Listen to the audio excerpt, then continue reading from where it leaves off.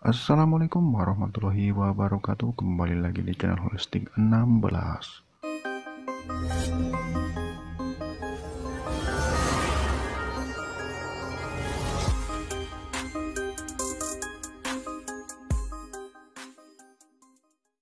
Di video kali ini kami akan membagikan tentang 7 diagnosa keperawatan jiwa. Sebelum lanjut silakan klik tombol subscribe ya.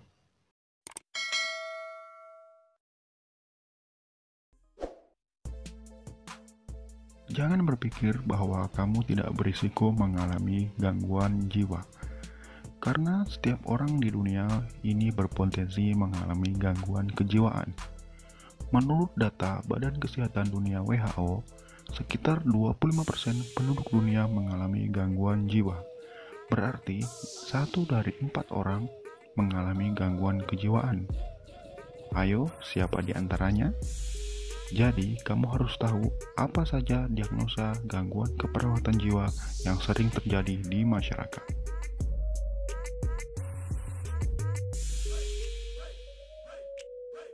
Yang pertama, halusinasi. Terjadinya halusinasi dikarenakan stres berat yang tidak ditoleransi oleh otak. Stres akan menyebabkan korteks cerebri mengirimkan tanda bahaya ke hipotalamus, yang kemudian akan menstimulus saraf simpatis untuk melakukan perubahan sehingga muncullah halusinasi. Kita pun bisa berhalusinasi ketika otak dalam keadaan lelah ataupun stres. Namun, halusinasi akan hilang jika fungsi otak kembali stabil. Yang kedua, waham. Keyakinan yang dipertahankan secara terus-menerus walaupun tidak benar menurut realita disebut dengan waham. Gejala gangguan jiwa ini ada beberapa macam, yaitu waham kebesaran, waham curiga, waham agama, waham somatik, dan waham nihilistik. Paling sering menemukan pasien dengan gejala waham cukup pandai dengan berdebat, mahir dalam mempertahankan pendapat.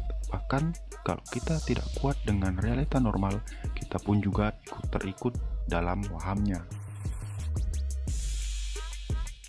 Yang ketiga, risiko perilaku kekerasan. Diagnosa ini merupakan gangguan jiwa. Jadi, orang yang suka marah-marah dengan emosi sehingga emosinya dilampiaskan kepada orang lain dalam bentuk perilaku kekerasan, entah dia memukul, melempar, ataupun memaki, dengan menggunakan kata-kata kasar yang tak pantas untuk diucapkan. Mungkin kamu pernah menemukan orang-orang yang dengan gejala seperti ini, atau mungkin kamu sendiri yang mengalaminya. Perilaku kekerasan terjadi karena ada rasa curiga pada orang lain, halusinasi reaksi kemarahan, atau karena keinginan yang tidak terpenuhi. Yang keempat, risiko bunuh diri.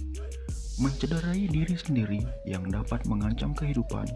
Perilaku ini disebabkan karena stres yang tinggi dan berkepanjangan, sehingga alasan individu mengakhiri hidupnya adalah kegagalan untuk beradaptasi menghadapi stres, perasaan terisolasi karena masalah interpersonal, perasaan marah, ataupun gagal melakukan hubungan.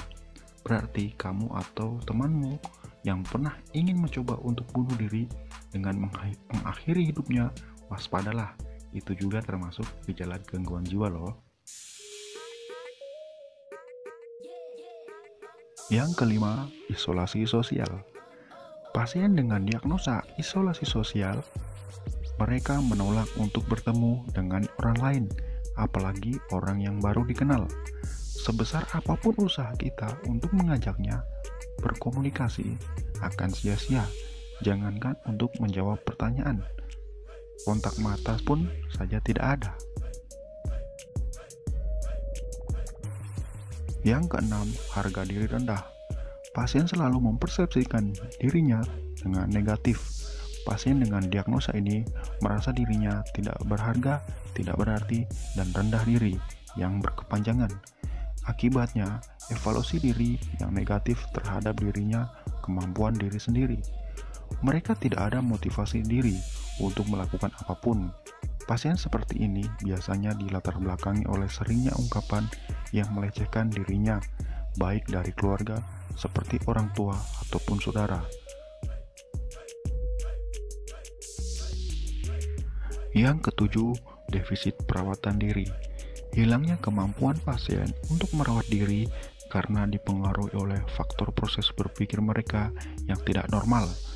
Mereka tidak bisa lagi membedakan baik dan buruk, baik cara mandi, cara makan, berpakaian, berbuang air besar, ataupun air kecil.